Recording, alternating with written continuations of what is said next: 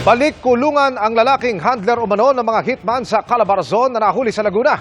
Sa Cavite naman, inaresto ang isa pang lalaking supplier umano ng armas ng ilang criminal group. Nakatutok si John Consulta. Exclusive! Pagkatanggap ng senyas, kumilos na ang Regional Intelligence Division 4A para dakpin ang target. Huli sa bypass ng baril ang isang 43 anyos na lalaki sa Dasmariñas, Cavite.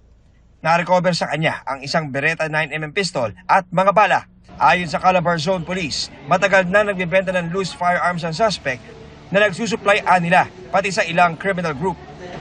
Itong mga loose firearm na ito yung ginagamit sa mga shooting incident. So one of our intervention is to intensify yung pag-implement ng mga search warrant doon sa mga suspected individuals natin na nagmamay-ari ng mga loose firearms. Sa Calamba, Laguna, arestado ang isang suspect na handler umano ng mga hitman sa Calabarzon. Bukod sa 9mm na baril, 38 revolver, mga bala at isang granada, na-recover din ng mga operatiba ang ilang sachet ng hinina ng droga sa bahay ng suspect.